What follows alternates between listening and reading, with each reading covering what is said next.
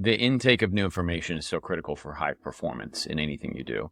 And I just want to encourage our listeners, our audience, if you don't already have a habit of reading, which can be a really tough habit that's probably at least as difficult as going to the gym for some people, just create a habit of reading 10 pages a day, or even 5 pages. Start with 5 pages and work your way up. It's transformative. Welcome to the Flywheel Effect, the podcast where ambition meets expertise in the world of luxury home services. Whether you're an entrepreneur, a small business owner, or a forward-thinking professional, this is your platform for growth, profit, and prosperity. Each episode, we dive deep into how to leverage data for smarter business decisions and share insights that help you transition from technician to visionary. Let's jump in. Hello, and welcome to another episode of the Flywheel Effect. We are sponsored by Vital, where we help luxury home service business owners optimize their companies. Matt, how are you doing today? Did you want to introduce yourself as well? We'll skip that this time. I'm Brent Sonnek-Schmelz. Here's Matt Bernath. Matt, how you doing? We're going to go live with that one. I'm doing pretty well, man. I'm a little more tired than I normally am, and standing at my standing desk today is tougher than usual, but, all things considered, doing well. Yeah, you're tired, I think, for a very, very important reason, is you summited Mount Whitney yesterday, didn't you? I did. Yeah. Pretty big day. So the whole story is that 2 weeks ago, my buddy and I attempted a summit on the mountaineering route, and for a number of reasons, we didn't make it. We made it up to 13,500 feet, but we had some altitude sickness in our group and had to turn around. But that prepared us for what ended up being a last-minute rematch with Mount Whitney. So the universe pulled it together at the last minute. We found a couple of permits. It's a permit-only adventure. They issue only 100 permits a day. And yeah, so I climbed. We were on trail for 15 and a half hours. We started at 12:45 a.m.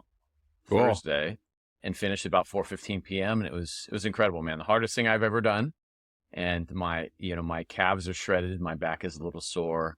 And I think overall, just, the body is like, man, what the hell did you do? But, But how's the mind? The mind is great. Well, and I think but maybe the audience doesn't know, I'm not a huge caffeine drinker under normal circumstances. So I use it when I do have caffeine. It's pretty effective. So today I'm on caffeine. It's doing its job, and it's going to get me through the day. It's a wonder drug. I don't know how you live without it. Yep. That's great. Yeah. And I happen to be up here in Vermont, and this is a more relaxed mountain experience. I'll say full peak. It's a symphony of colors, all ranging from greens, yellows, reds, oranges, and browns. And my favorite though is when a mountainside is reflecting off a crystal clear, undisturbed mountain lake. And it's just a pure reflection. The colors are perfect in the mountain and on the water. And it always blows me away. But that's just driving around. I'm not climbing anything today. That's so cool. Yeah, it's, the Whitney experience is interesting because you start out in a, very mountainous, foresty environment, which is just gorgeous. I mean, the entire trip, I'm just in awe, with the exception of, let's say, the top 2,000 feet of elevation, which is pretty intense. But, with Whitney, you start out at, in this forest area, and then eventually you get up so high that there's no trees, there's no wildlife, there's nothing. There's alpine lakes and rock and, some streams, and there's a little bit of greenery around the streams. But then you get up so high that there's not even lakes. It's just rocks. And so the landscape ends up looking very Martian when you're up there.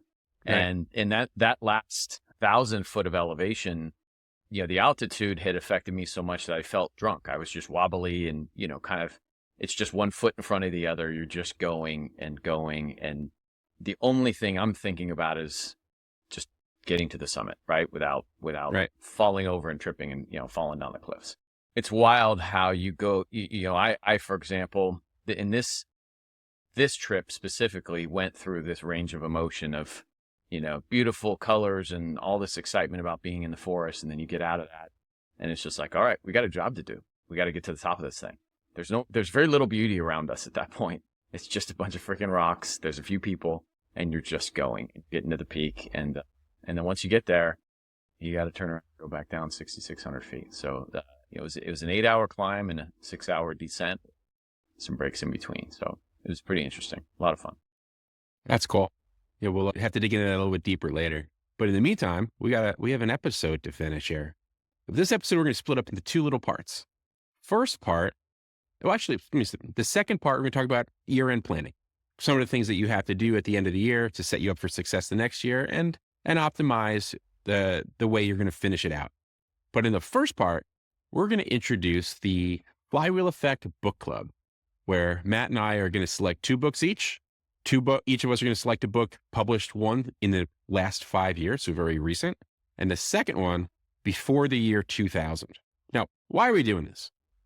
We're doing this because reading is this huge unlock to personal growth and development. And I know if you're like me and many of the people I know in business, you're probably not reading enough. I know my brother, who's very successful at what he does. I think the last book he read was Ender's Game, and when he was 19 years old. Like, that's just the way he is. But Warren Buffett reads every day.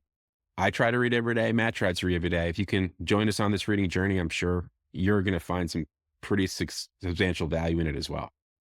Anything to add to that, Matt? Yeah, I think that's great, Brent. One of the common denominators of highly successful people, or even just high performers in anything, business, sport, they're taking in new information on a regular basis. And that could be reading, that could be podcasts, that could be whatever. But the intake of new information is so critical for high performance in anything you do. And I just want to encourage our listeners, our audience, to just take on, if you don't already have a habit of reading, which can be a really tough habit that's probably at least as difficult as going to the gym for some people.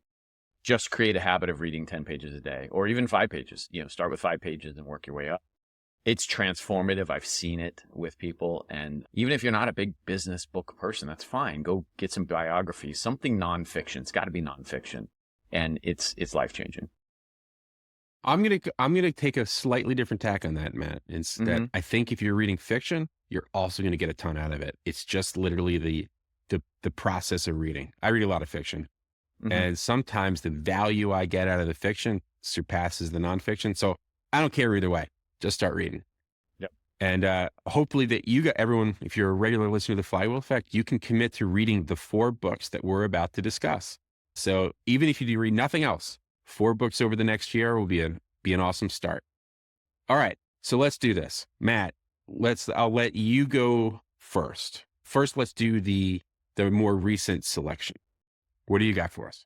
Okay. Well, the book that I'm currently reading just started, actually, so it's perfect for this book club, is called Coach the Person by Marsha Reynolds. And really the premise behind this book is the concept of reflective inquiry, which is using, great lines of questioning and insights to allow people to extract their own solutions versus advice giving or advice seeking. That sounds good. And how did you come across this? I've never heard of it. Yeah, I did some research on great coaching books through of course, online research methods. And this one's highly rated, 714 ratings, a 4.8 on Amazon, highly rated book, and read some of the reviews and thought, hey, this is really interesting because it takes actually a different, and I'm just barely starting this thing, but it takes a different perspective from another coaching book that I respect, which is called Coaching Habit. And we actually have, some of our Vital team read that book.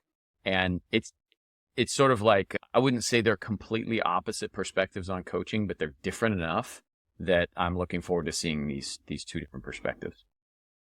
Great. That sounds good. I'm looking forward to reading that. For my modern book, last 5 years, I'm suggesting Brad Jacobs' How to Make a Few $Billion. And it's like, what, who says that so casually? Well, Brad Jacobs, incredibly interesting entrepreneur. And when most of us think of billionaires, we think of one of 2 things, right? We think of tech billionaires, Elon Musk and the rest, Silicon Valley, or maybe finance like Warren Buffett. This guy, Brad, is different. He's an entrepreneur. He I think turned 4 or 5 different companies into multi-billion-dollar public entities, started in interesting industries like commodities trading. So figuring out how to buy and sell things like oil and moving it around. So that's probably the highest end one he did. After that, he started United Industries, where started with waste management and then renting heavy equipment. He then did the logistics business, and he just launched another business in mid 2024 that is going to deal with distributing home goods or home building products, really. So all the stuff that we deal with, he's going to take on this $500 billion industry and see if we can transform it. So the kinds of businesses that we can actually wrap our heads around as small business, home service provider entrepreneurs, he just takes them to another level. We talk at $5 or $10 million being a great business. He's like, oh, I'm going to take this in 2 years to 10 billion. So I think it's going to be a really interesting read. He's also really humble. And some of the lessons that we take out of it, I think will resonate with a lot of you. Love it. So cool. Matt, what's your old book? Or let's call it classics. What's your classic? Yeah, it's funny. So I took the perspective on this of actually trying to find a book that was both highly rated, but also not mainstream. You know, you have, and I actually had to use, I used AI to help me with this because it had to be published before the year 2000.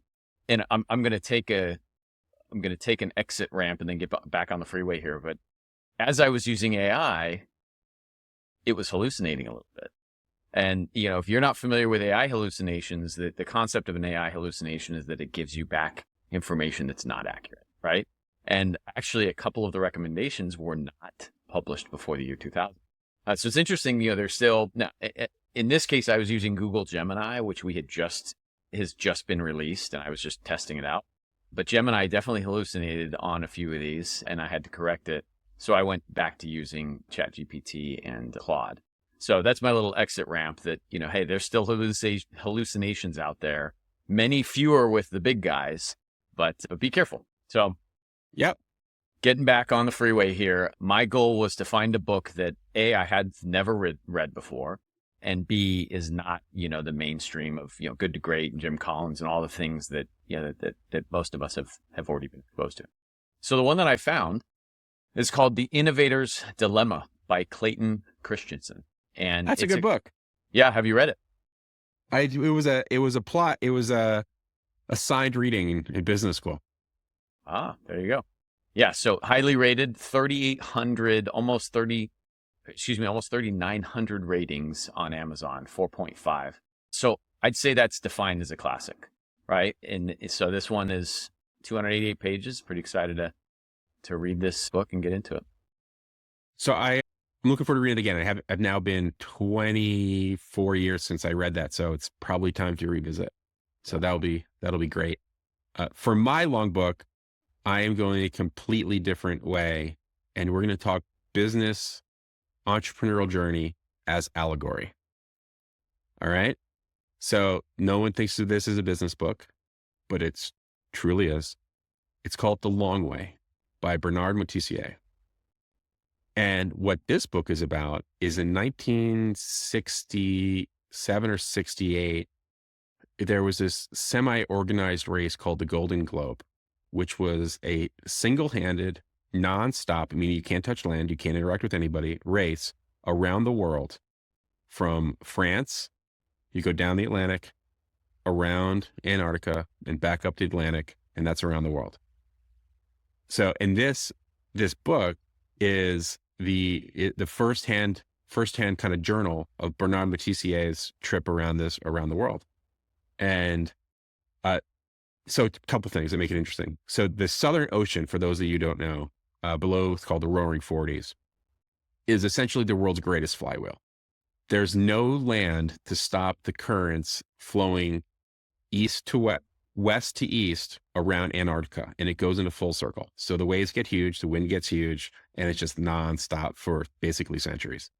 So kind of like the way it connects to our podcast here. Second, my father, who's pretty successful entrepreneur, always says, look, you need a team, you need to have people. But as a small business entrepreneur, it comes down to you. You have to make decisions.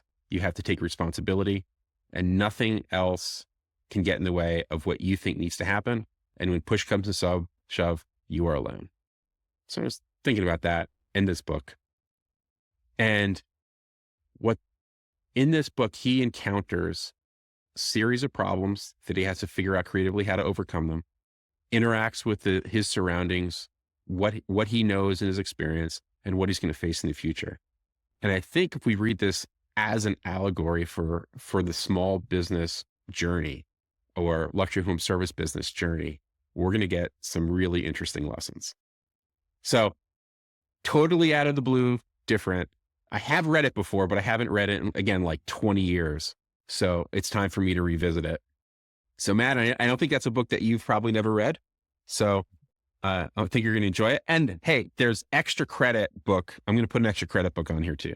And this one I haven't read, but I'm going to. So Bernath and GCA did not finish this race. There's multiple stories that are fascinating about this race. Books written about it. But what he did is he was far and away in first. He went down the Atlantic, went around the ocean, and instead of turning left to go back to France, he said, screw it, and continued another halfway around the world and went to Tahiti. So he didn't finish, he didn't win. Only one person actually finished the race, a guy named Robin Knox Johnson. And he was British, Bernard's French. And he wrote a book called A World of My Own about the same race, same journey. And so if the others that if anyone loves the long way, we'll go read the A World of My Own and discuss it online if you'd like after the fact. So and by the way, what actually makes this really impressive and different, these are the first time anyone has ever done this single-handed. No computers, no phone, no contact with anyone outside of themselves during the year that it took them to go around the world. So that's something that's incomprehensible to many of us today. Yeah. That's incredible, man. What a cool recommendation. I'm looking forward to it. I just looked it up as you were talking it through, and yeah, it looks very interesting and, has that maritime connection, which obviously is deep rooted for you and your upbringing, how much time you spent on the ocean. So I love that. Looking forward to it. Should be a very interesting one. Yeah, that's great. So cool. So as we read these books, we're going to read one a quarter. Next year, we'll have some interaction, maybe online, maybe another podcast, but read along with us. And we look forward to hearing your thoughts as we go through our 2025 Flywheel Effect Book Club. Yeah. And a real quick, interesting aside, all four of these books are roughly 300 pages or less. So at 10 pages a day, you finish them in a month. We're going to do it over a quarter. So, even 5 pages a day and you'll be well within that time frame. So just, throwing it out there. If you want to take on that habit, do it right alongside us. Yeah, it'll be fun. These are not hard. None of these are hard reads. You're going to love them. All right, cool. All right. Let's jump into topic number 2. Hey, real quick, before we wrap that up, Brent, let's put in the show notes these books just so everybody can have them. My modern choice is Coach the Persian by Marcia Reynolds. My classic is The Innovator's Dilemma by Clayton Christensen. Brent's modern is How to Make a Few $Billion by Brad Jacobs. And then Brent's classic is The Long Way by Bernath Montessier. So look for those in the show notes. I've got them all on order from Amazon. They're on their way. Sounds good. I can't wait. $8, by the way, for all 4 of those books, less than $100. It'd be the best. Yeah, and we'll put links. We'll put links right to the books in the show notes, so doesn't take any effort. All right.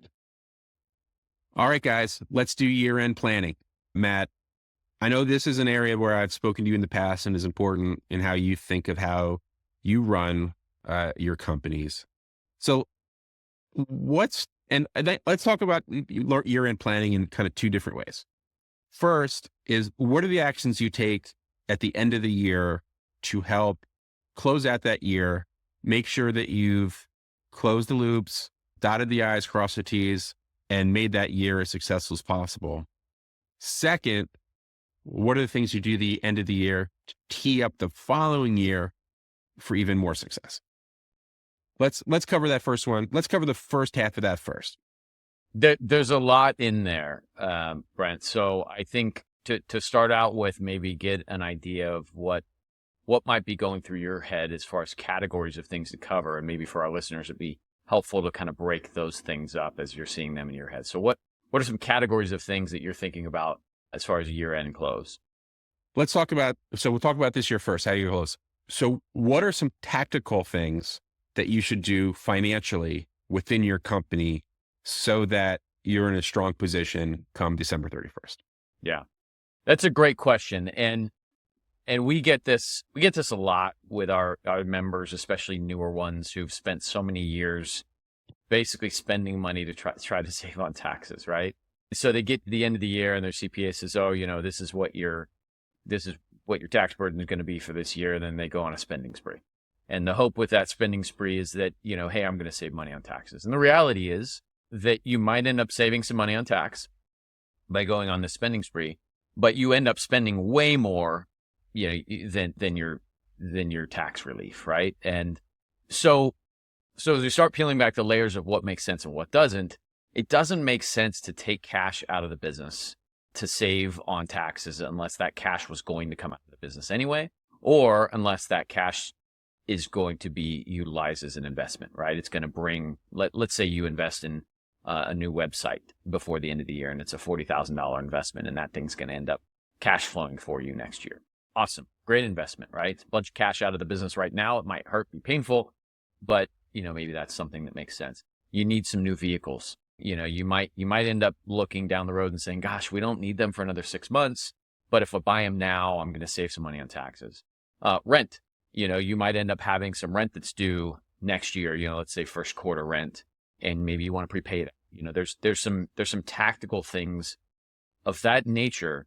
These are expenses or investments that you were going to have to make anyway, that you might pull into the current year so that you can get some tax benefit.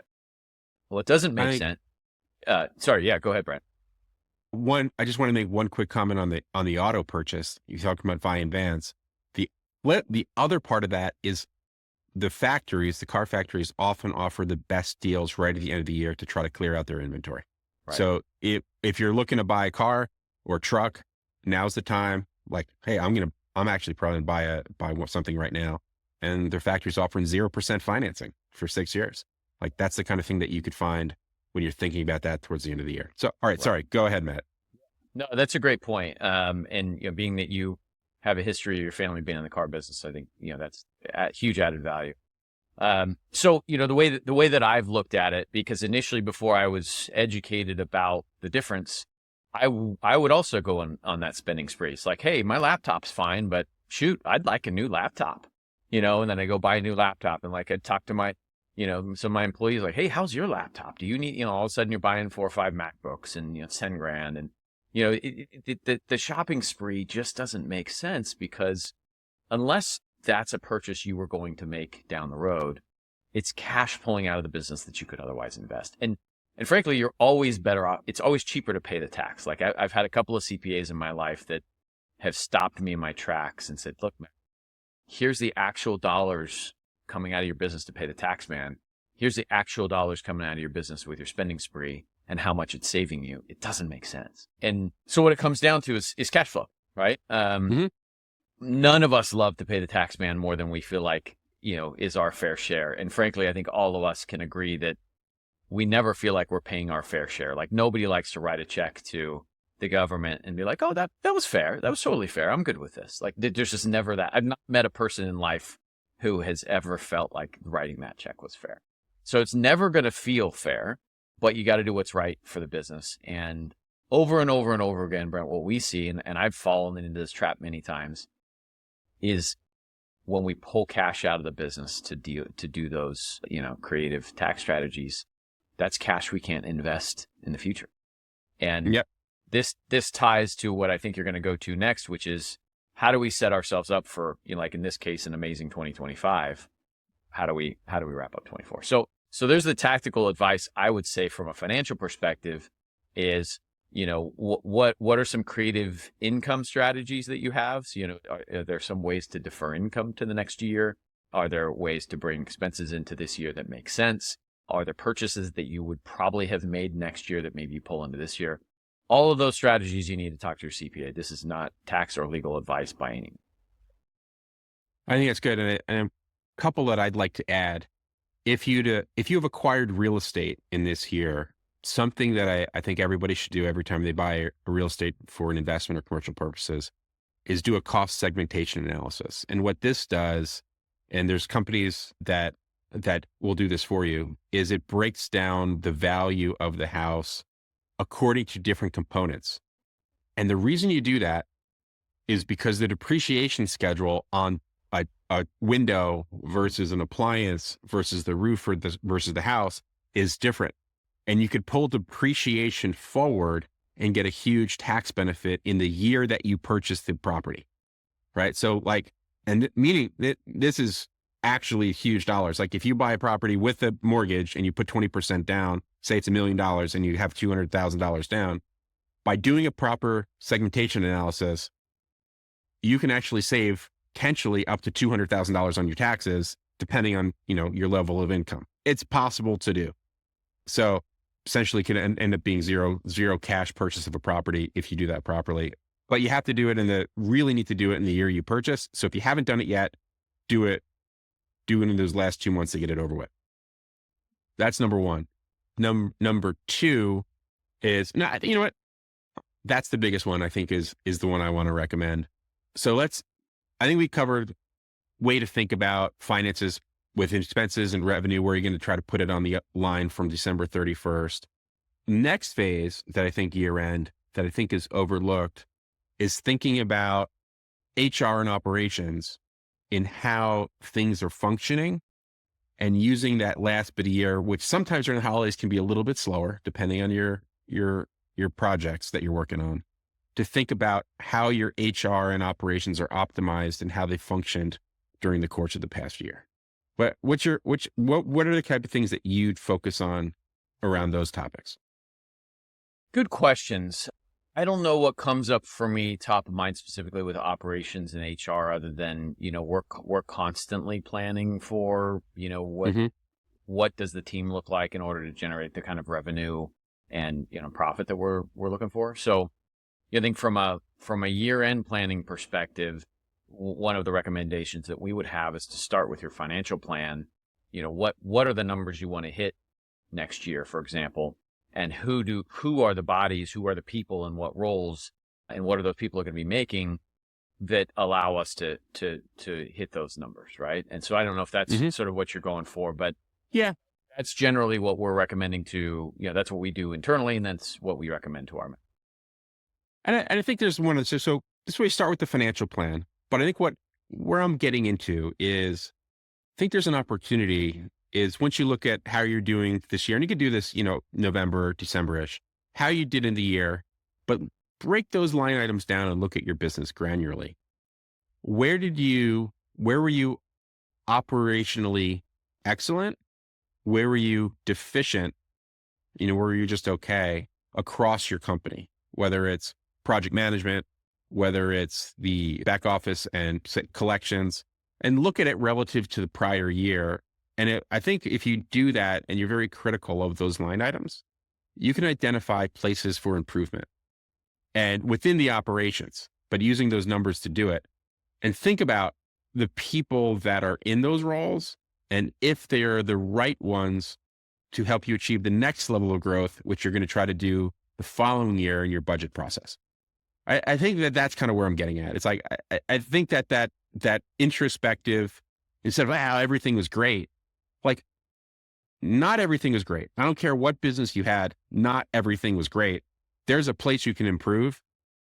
Use this longer time scale of a year to see where those places actually are.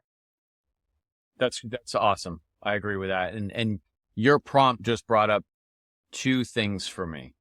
See if I can remember both of them here in the next 5 minutes. But the first one is, who are we likely to grow out of over the next year? It's sort of, I think, the simplest principle to remember, because what we see in our work with luxury home service businesses, and the work that we do at Vital, we see that many times a business has grown out of an employee, but has kept them around because they feel loyalty to that employee, right? But that employee or some subset of employees is holding them back because the business has actually outgrown that employee. So it might be just an interesting question to look around your business and ask, hey, if we're going to continue to grow next year, who are we likely to grow out of? And how do I help that person either in my organization or help them move on from my organization, right? So that might be one. And that just was prompted from your response. So I appreciate that. The other thing that came up for me, one of our recent episodes, we talked about coaching, and, you hit on like, hey, Matt, you have coaches, what's that all about? And one of the things this year that I learned, that my coach helped me to see is that there's sometimes a disconnect between what we hoped to accomplish and how much time we actually spent on that thing. And I think when you're at year end, it's probably a little late to do this. I like to do it on a quarterly or a monthly basis, but hey, you got to start somewhere. When you talk about the operations or you talk about the people component or all of it, many of us had these initiatives, or we started the year or the quarter or the month with some kind of an initiative or a set of goals. And any of them that we didn't accomplish, look at your calendar.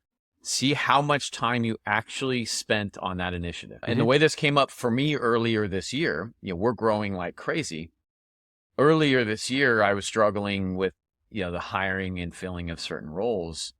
And, I started to unpack this with my coach, and I just wasn't spending much time on it.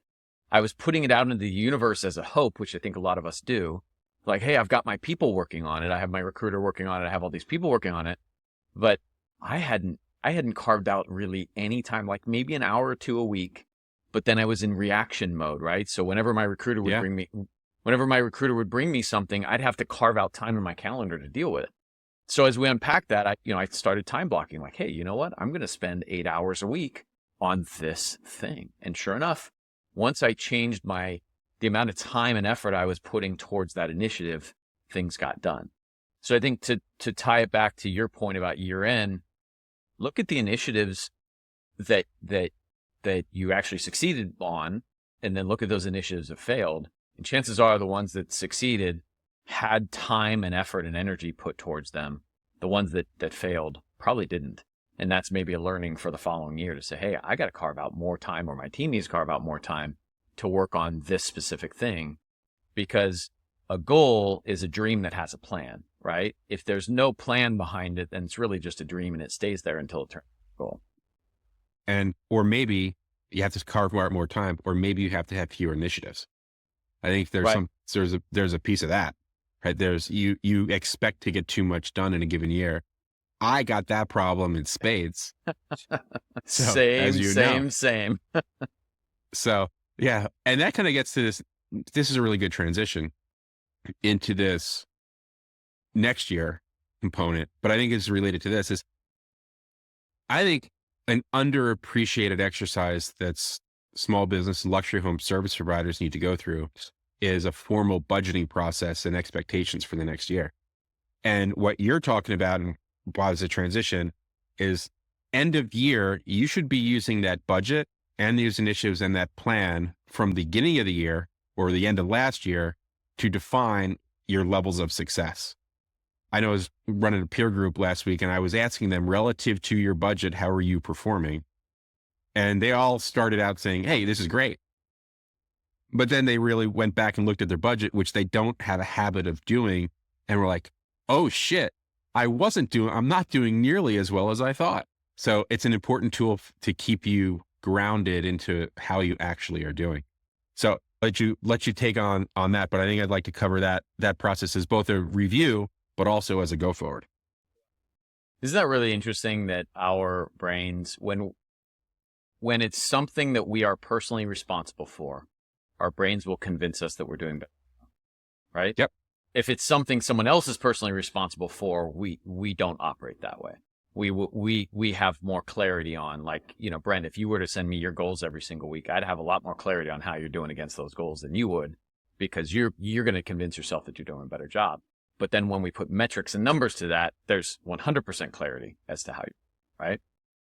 Yeah, exactly. And then you got to hold yourself to it. Like, hey, talk about looking at the world with rose-colored glasses. It's more like you look in the mirror, your mirror is rose-colored in reality, and the rest of the world you see crystal clear.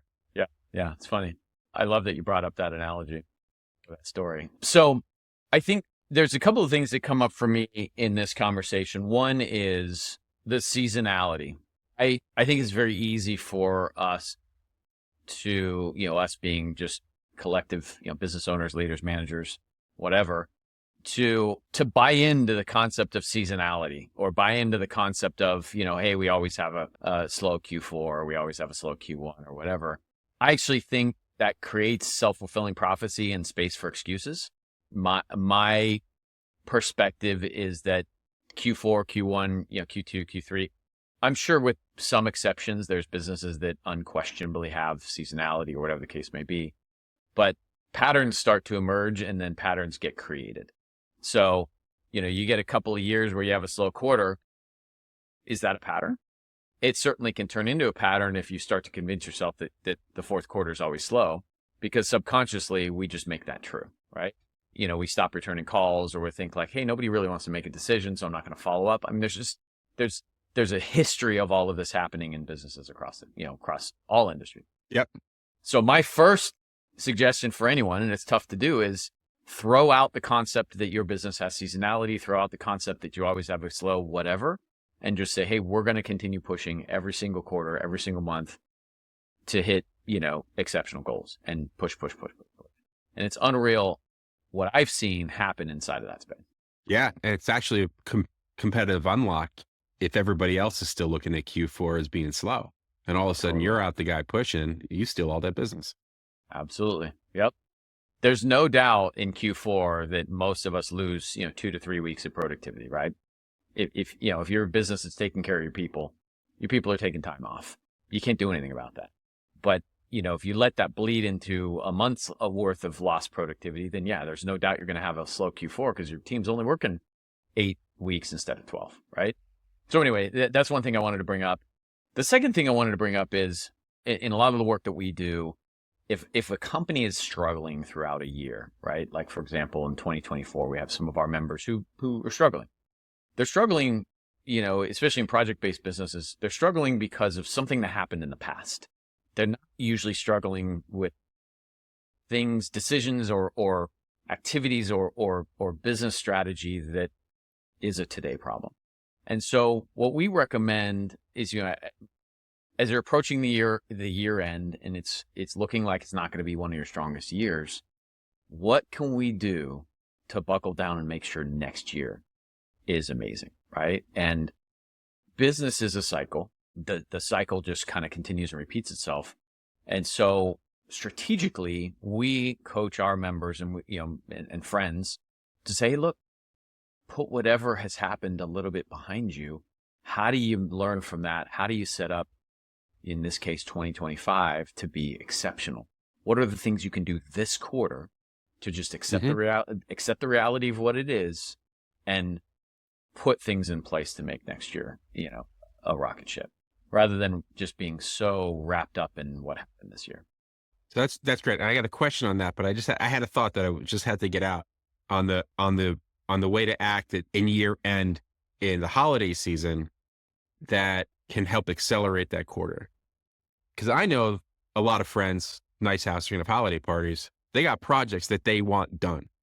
They don't trust anybody to get them done, whether it's redoing a kitchen refresh, doing the floors, fixing something on the outside. If you're known as the guy and you have a guarantee that you'll finish by the date that you contracted for, and it's a short period of time, you're going to get so much work in November and December that you don't know what to do about it, because there's all these things that people got to get done before they have their big party. So to me, that's a year-end plan, is be known as that guy that could transform your year. So anyway, that's just a thought. Yeah. Like, you got friends who are like, oh crap, I got to get this, my kitchen done before I have the party. My boss is coming over, or all my friends, and I got to look good, or else I'm going to feel like a failure. Like, hardcore thoughts in your head of what's possible. So take advantage. Hey, by the way, you can charge a premium for that too. Like, jack that price up 10, 20%, and you still get it done. If you get it done, they're going to be happy to pay it. Well, and I want to pull on that thread a little bit, if you're all right with it. Yeah, let's go. You got to be thinking about that in like September or October, because now all the deals you're proposing, you have an added question in your qualifying to say, are you looking to have this done by either Thanksgiving or Christmas? And if they say yes, that changes your pricing, that changes your guarantee, that changes all of it, right? If they say no, then you can actually talk them into potentially navigating around the holidays. That way you can actually clear up space to do those projects that have to be done at that higher premium. And I think what we experience from many luxury home service providers every single year, they don't do anything but complain about those customers that have to get it done by a certain date. When instead Right. they could be taking control of that in September, October, and saying, basically triaging these jobs in September, October, and then lining up the most profitable projects for that quarter, and then maybe incentivizing other people to potentially wait. I mean, it could be just this game changer for them. So I love that you brought that up. Oh, that's awesome. I mean, you just took it to that next level. And like, if you're charging a premium, all of a sudden your Q4 profit just doubled. Bonkers. Like those extra dollars are just dollars in your pocket.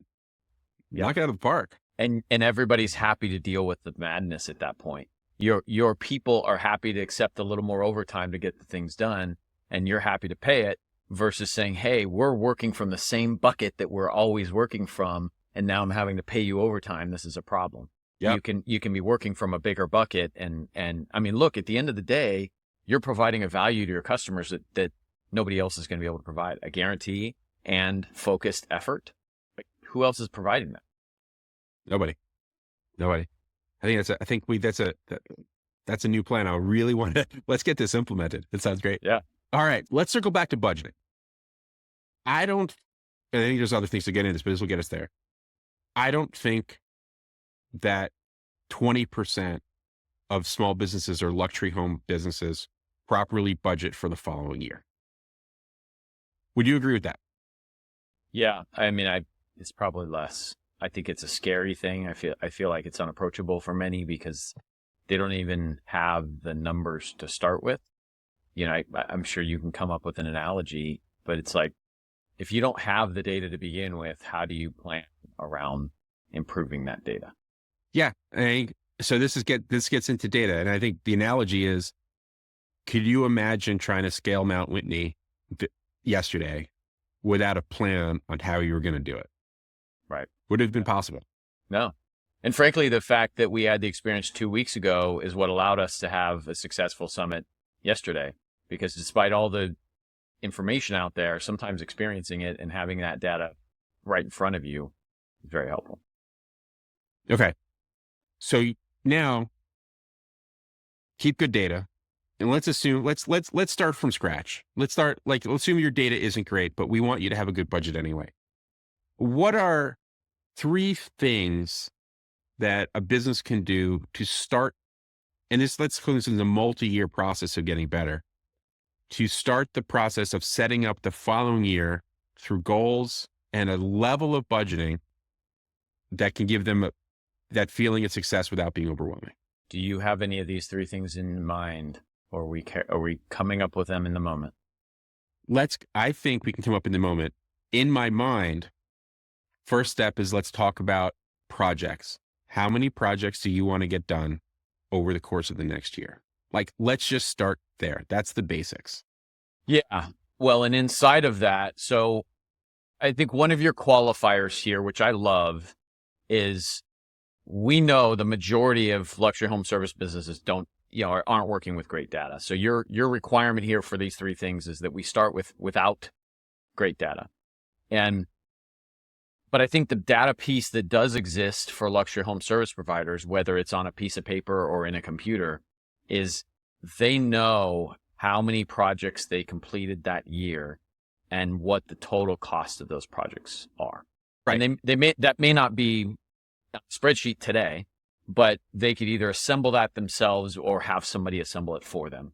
I think that's the starting point, is this year, and it'd be great to have 2 or 3 years worth of data. How many projects will I have completed, and at what value? And then that allows us to create a really important metric called average project value. And I think with that, you can begin to get real about how many projects you want to complete next year, which is what you just brought up. What's the metric of like, hey, how many projects do I want to complete? Because you have to look at that average project value, because the law of averages holds true in, just period in business, right? So I think you take that, you say, okay, well, next year I want to do 20% more revenue. Well, we have to connect that back to projects. So you're either going to increase your project value or you're going to increase your number of projects, or both. And so with that average project value, you look at that and say, hey, I think we can inch up our average project value by X% through what? Through adding on services, through raising prices. There's some way of increasing the average project value. And then we want to sell more of those, but we want to complete more of those projects. How are we going to do that? And so I think that's the starting point, is average project value, total, revenue goal for the year. Divide those numbers into each other, and then you get like, hey, this is how many projects we have to do at a certain value. And then how are you going to ratchet up project value? How are you going to ratchet up the number of projects? I think that becomes very easy to do with very little data. Right. And that's the start of budgeting, right? Right. That gives you some insights with some basic data that every single luxury home service business can do today. Yes. And if you do nothing else, you set yourself up for more success next year, as long as you use that goal to drive your decisions over the coming months and quarters. Yep. And then I think the second piece is the people component. Mm-hmm. That is always the largest expense in luxury home service. I think the second piece, once you kind of figure out that top line revenue piece, you figure out the people component. What people do I need to have in place to do those, 50 projects at X value per project? What are those people going to be making? Assuming that every year everybody wants to make a little more, so you're going to have to dial that in. That becomes a fairly easy exercise. You know what you're paying your people. You know what you will need to pay people if you need to add more folks. So I think you look at that people component and you deal with that big number of, hey, where are we at there, right? And the third component would really be major operating costs or overhead, which most luxury home service companies know how much they're spending in rent and utilities and, some software subscriptions, all that stuff. And you really back into those numbers, right? You have the three big numbers to deal with. You have the revenue. This is what we hope to do in revenue. You have the people component. This is how much we're going to have to pay in our people next year. And then this is what it costs to keep the doors open, regardless of everything that happens. Those are the three components, I think, that you have to deal with in order to create a budget. And don't shoot for perfection. Just shoot for dealing with those big numbers. Yeah. And I think that exercise isn't a months long exercise. That can be done in a couple days because you literally, your payroll. If no one's paid cash out of pocket these days. It is accounted for. So, and you should know your projects and those big systems. Those are manageable. It's a manageable budgeting process for any small business. So I know on that last point, I know we're going to end this in a minute because I know Matt's got to go. On that last point about those subscriptions and operating costs, use that as an opportunity to review them, renegotiate your insurance, renegotiate your rent if you have any. See what subscriptions you're not using and can eliminate. And you might be able to save 10% of those costs just by spending a few hours taking a look. Yeah. Right. And I want to add one point. The first resource many businesses go to for this type of financial planning is their CPA. And that may be the perfect right resource, but oftentimes it's not, because the CPAs are about typically tax compliance and tax. Then so much about business management metrics, management growth. And we've talked about this before. So your CPA may have those skills, either, him or her as an individual, or they may have them on their team. You want someone who's a resource, who understands financial metrics in a business. And, your CPA may be the first call, but that person may not be the actual right person. Yeah. You got to keep your mind open, keep your eyes open so you can find. So this has been great. I think that's a great place to end this episode. Matt, as always, it's been a great conversation. I'm looking forward to our next one in our books. As I said, we'll put those books in the show notes here. So please start reading. And this is Brent Sonnek-Schmelz, Matt Bernath. Thank you for listening to another episode of the Flywheel Effect. And if you'd enjoyed this episode, as always, please share, like, or send it to someone who you think will find value. And until next time, thank you for joining us on the Flywheel Effect. Thanks, Brent. Bye-bye. Thank you for tuning in to the Flywheel Effect. Our journey through the intricate world of luxury home services continues to be fueled by your passion for excellence and innovation. If you found value in our conversations today, don't forget to follow us wherever you get your podcasts. More insights and resources. Visit us online at growwithvital.com. Until next time.